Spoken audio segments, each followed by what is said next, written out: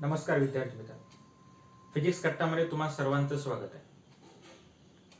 Kinetic theory of gases आणि रेडिएशनचं आजचं आपलं 8वं लेक्चर.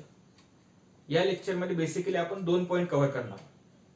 त्यातला पहिला पॉईंट म्हणजे रूट मीन स्क्वेअर स्पीड म्हणजे आरएमएस स्पीड किंवा आरएमएस व्हेलॉसिटी म्हणजे काय, आणि दुसरा point interpretation of temperature in kinetic energy.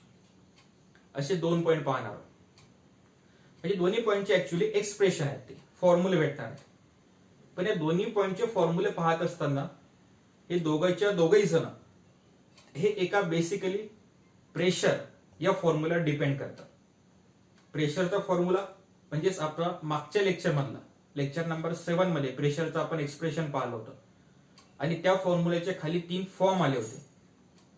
त्याच 3 फॉर्म पैकी एका फॉर्म्युल्याचा यूज करून आपल्याला डिराईव्ह करायचे, आणि यात आणखी एक टर्म यूज होणार आहे, ते म्हणजे आयडियल गॅस इक्वेशनची, जे आपण युनिट नंबर 3 मध्ये शिकलो होतो, मोल कन्सेप्ट. जो फॉर्म्युला भेटला होता आपल्याला पीव्ही इक्वल टू एनआरटीचा. त्याच फॉर्म्युल्याच्या नुसार ऍक्च्युअली फॉर्म्युले काय पाहिले होते आपण ते, तर पहिला फॉर्म्युला होता P equal to 1/3 capital N into small M upon capital V into V square bar. या केसमध्ये capital N stand for number of किंवा total number of molecules, small M stand for mass of each molecule, capital V stand for volume आणि small V stand for velocity. तर या केसमध्ये हा N आणि M ला आपण पुढे लिहू शकतो की 1/3 capital M upon capital V into small V square. This capital M stand for mass of gas. This small m stand for mass of each molecule. प्रत्येक मॉलिक्यूल पासून जो गॅस बनलेला आहे त्या गॅसचं मास डिनोटेड बाय कॅपिटल एम आणि मॉलिक्यूलचं मास denoted by small M. आणि त्याच्या पुढे जाऊन हा फॉर्म्युला आपण घेतला होता. त्याच्याऐवजी P equal to 1/3 rho into V square bar, V square bar. This rho stand for density. Density चा formula mass upon volume. Actually याच्यापैकी एक फॉर्म्युल्याचा यूज करून डिराईव्ह करायला लागणार आहे, आणि त्याच एक्सप्रेशन मध्ये एक आणखी टर्म यूज करणार आहे, पीव्ही इक्वल टू एनआरटी, जे इक्वेशन आहे आयडियल गॅसचं, जी लेक्चर नंबर 3 मध्ये आपण पाहिलं होतं. लेक्चर 3 आणि लेक्चर 4 मोल कन्सेप्ट असो किंवा आयडियल गॅसचे एक्सप्रेशन अझम्पशनच्या भाषेत असो, तिथे पाहिलं होतं पीव्ही इक्वल टू एनआरटीचं. याची सुरुवात करत असताना सुरुवात म्हणजे कोणाची, तर route mean square speed, RMS speed म्हणजे काय. आता जसा शब्द दिलेला आहे त्या शब्दावरून त्याची डेफिनेशन तयार होते. कोण पाहिजे, तर रूट मीन स्क्वेअर स्पीड पाहिजे. कोण आहे तो, तर रूट आहे. कोणाचा, मीन स्क्वेअर स्पीडचा. Mean square speed denoted by V square bar. This v square bar is called as mean square speed. त्याचा फक्त under root, that is called as root mean square. मग डेफिनेशन काय तयार होईल, root of कोणाचा root, तर mean square स्पीडचा. Root of mean square speed is called as RMS speed. R stand for root, M stand for mean, S stand for square speed. जसं शब्दशः definition तयार केले आहे त्यात नवीन काही नाही. याचं एक्सप्रेशन शिकत असताना आता एक तर लक्षात आलेलं आहे की नेमकी व्हॅल्यू कोणाची काढायची, तर आरएमएस स्पीडची. मग आरएमएस स्पीड म्हणजे काय, तर अंडर रूट आहे तो कोणाचा, तर मीन स्क्वेअर व्हेलॉसिटीचा किंवा मीन स्क्वेअर स्पीडचा. याला फॉर्म्युल्याच्या भाषेत काय लिहिलं जाईल की V RMS equal to under root of V square bar. याचा जर का स्क्वेअर घेतला तर V RMS square equal to V square bar असं लिहिता येणार आहे. डेफिनेशन वरून हा फॉर्म्युला तयार केला आपण की आरएमएस स्पीड म्हणजेच काय, तर under root of mean square speed, आणि याला जर का स्क्वेअर घेतला त्याचा स्क्वेअर रूट कॅन्सल होऊन जाईल. म्हणजे काय, तो V RMS square equal to V square bar. याचं एक्सप्रेशन पाहायचं. ऍक्च्युअली या व्ही स्क्वेअर बारचा फॉर्म्युला डिटरमाइन करायचा, आणि हा फॉर्म्युला काढायचा आहे प्रेशरच्या एक्सप्रेशनवर. ऍक्च्युली तुम्ही इथूनही सुरुवात करू शकता की P equal to 1/3 capital M small m capital V into V square bar. पण परत शेवटी बघ n into small m equal to capital M घ्यायला लागेल. त्याच्या डायरेक्ट आपण यातला हा सेकंड एक्सप्रेशन किंवा सेकंड पॉईंट कन्सिडर करू. ज्या पॉईंट मध्ये काय सांगितलंय की प्रेशर एक्झर्टिंग, कोण प्रेशर एक्झर्ट करत आहे तर गॅस एक्झर्ट करत आहे. त्याचा फॉर्म्युला काय P equal to 1/3 capital M capital V into V square bar. एक लक्षात आलेलं आहे की V स्क्वेअर बारच्या ऐवजी आपण VRMS स्क्वेअर लिहू शकतो, म्हणून हा फॉर्म्युला काय होतो. Therefore P equal to 1/3 M upon V capital V into VRMS. कारण since VRMS equal to under root of V square square. पुढे आता एक्सप्रेशन मध्ये आलेला आहे की P equal to 1/3 capital M capital V. Capital M mass, पण कोणाचं तर पूर्णच्या पूर्ण गॅसचं, आणि V stand for volume.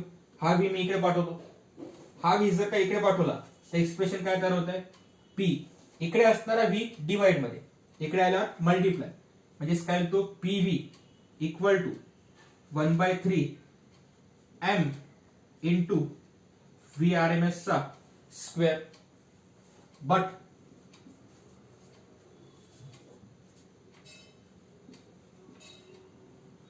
From ideal gas equation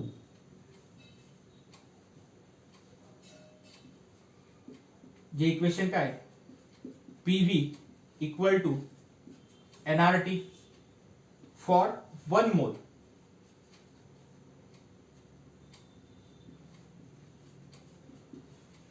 म्हणजेच n equal to 1.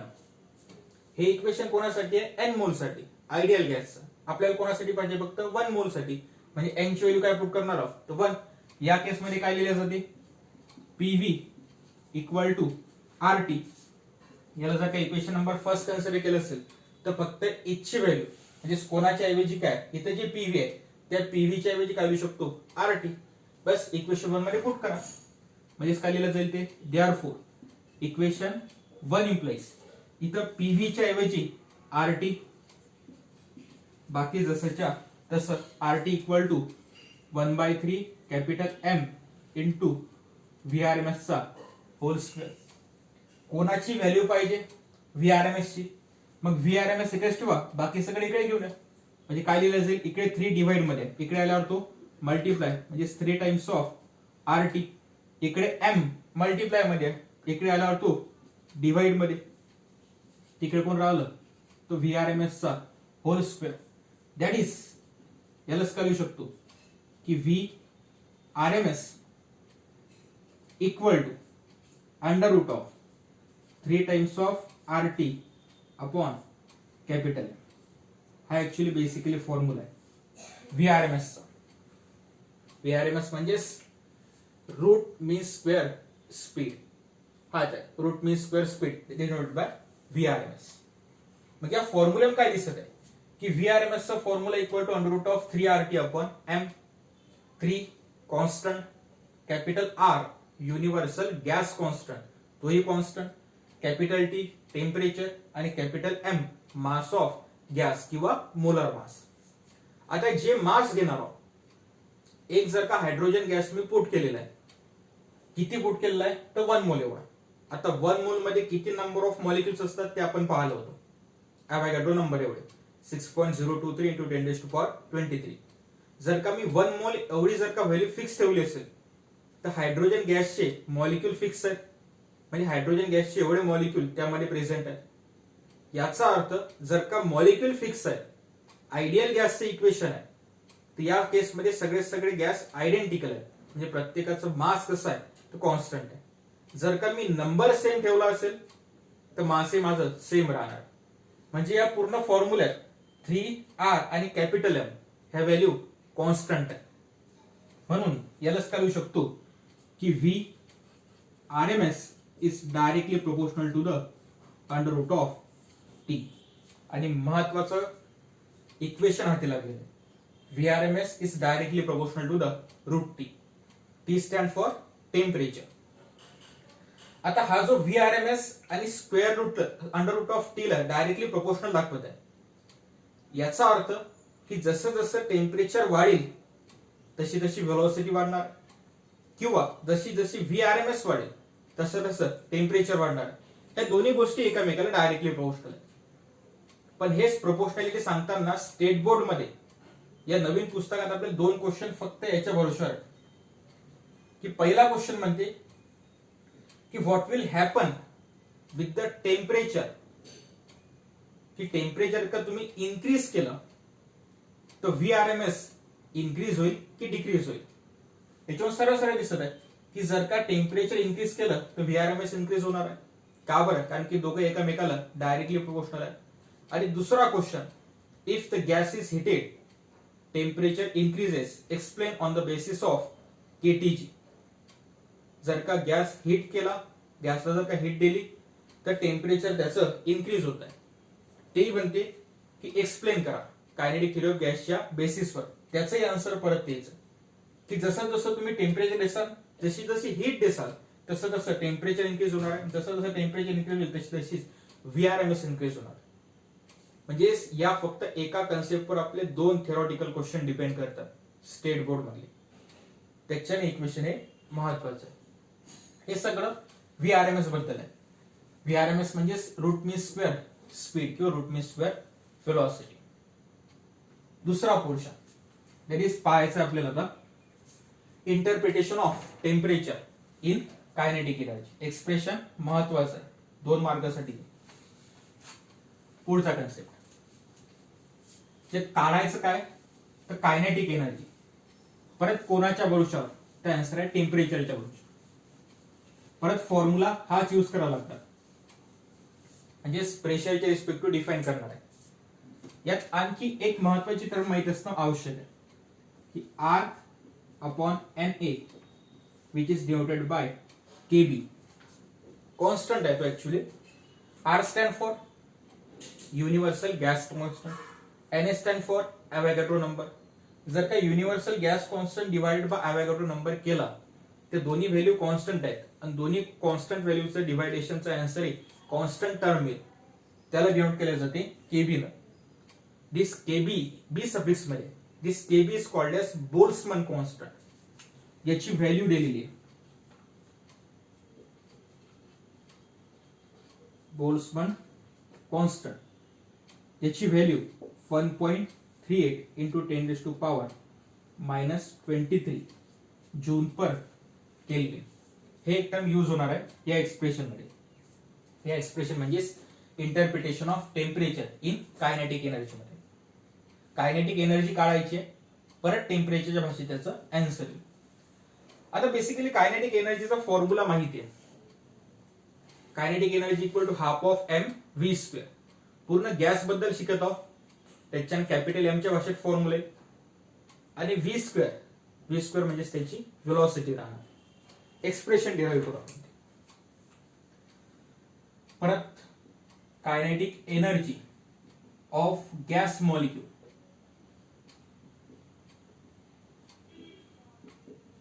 Is formula kinetic energy equal to half of mv square. परत याही केसमध्ये capital M mass of gas आणि v जे व्हेलॉसिटी आहे. व्हेलॉसिटी कोणाची? तर मॉलिक्यूलची, ज्या मॉलिक्यूल पासून गॅस बनलेला आहे त्याच्या रिस्पेक्ट टू शिकायचं. याला कन्सिडर करतो इक्वेशन नंबर फर्स्ट. आता याच कायनेटिक एनर्जी परत या प्रेशरच्या रिस्पेक्ट टू आपल्याला डिफाइन करायची. परत प्रेशरचा फॉर्म्युला लिहितो की वी हॅव किंवा pressure exerted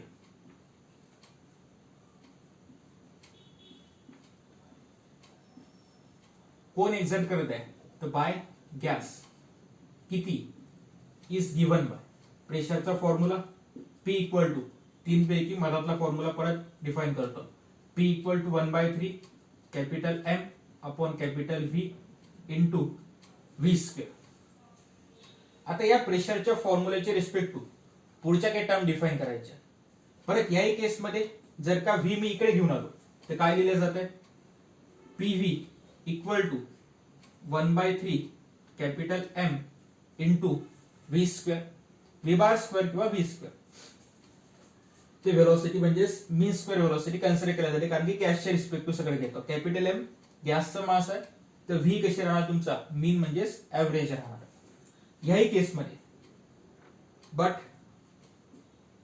from ideal gas equation जे आपल्याजवळ आहे, P V equal to NRT, this P pressure, V volume, N number of mole, R universal gas constant आणि कॅपिटल टी टेम्परेचर. परत या एन चा फॉर्म्युला, एन म्हणजे number of मोलचे दोन फॉर्म्युले शिकलो होतो आपण.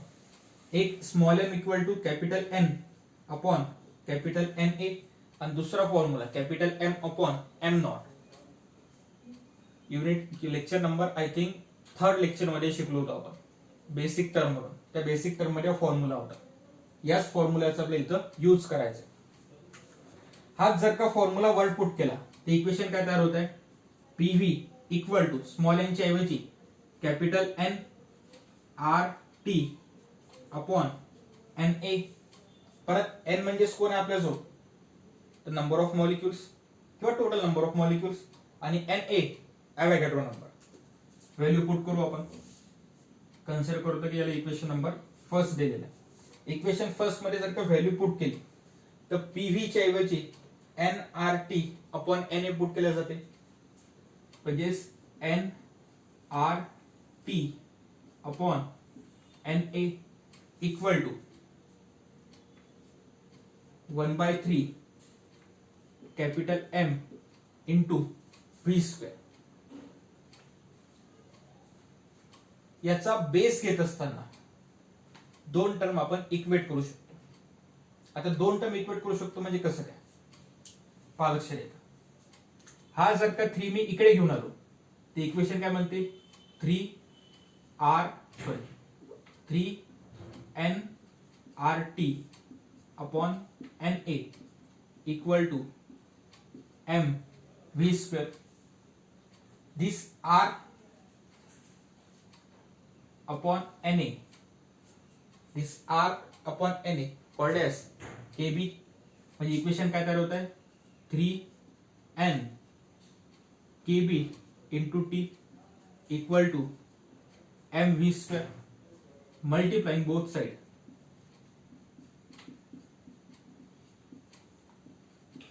Multiplying both side by half. दोन्ही साइडला हाफ न मल्टीप्लाय करतो. इक्वेशन काय करेल ते, 3/2 n kBT equal to half of m v square. याला इक्वेशन कन्सिडर करतो.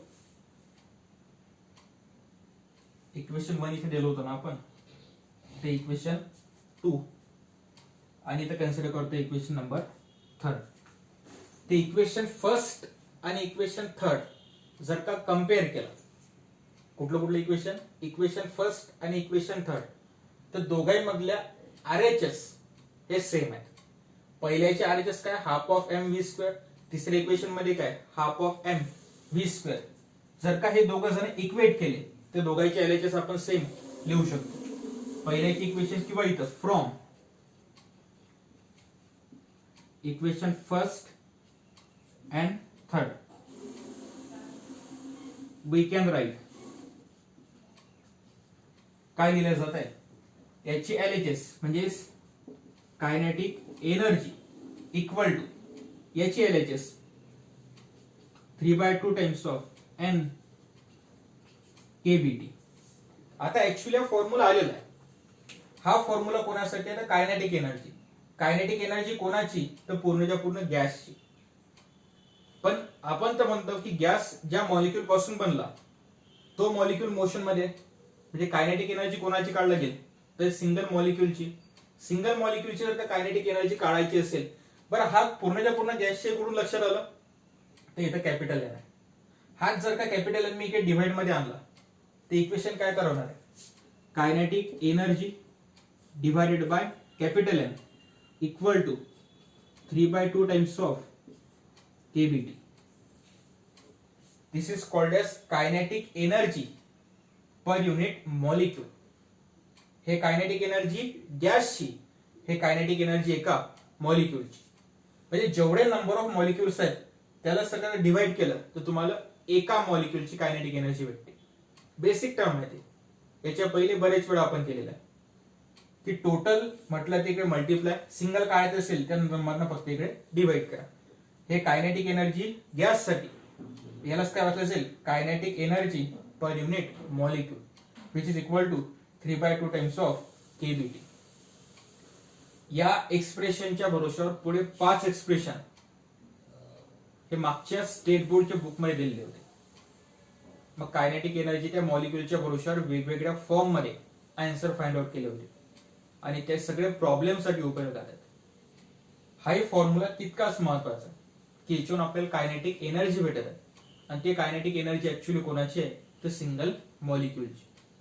म्हणजे आजच्या याच्यात आपल्याला 2 फॉर्म्युले भेटले. एक भेटला VRMS चा, त्यातलं महत्वाचं की VRMS is directly proportional to the under root of T. आणि दुसरा formula kinetic energy per unit molecule equal to 3/2 times of KBT. दोन्ही एक्सप्रेशन सोपे आहेत आणि महत्वाचे आहेत एक्झामच्या दृष्टीने. आय होप समजलं असेल. एक वेळ परत वाचून घ्यायचा, स्टेट बोर्डचं बुक असो किंवा आणखी काही नोट्स वगैरे प्रोव्हाइड केले असेल तर त्यातून ते वाचून घ्यायचा, लिहून पाहायचा, महत्वाचे एक्सप्रेशन. थँक्यू.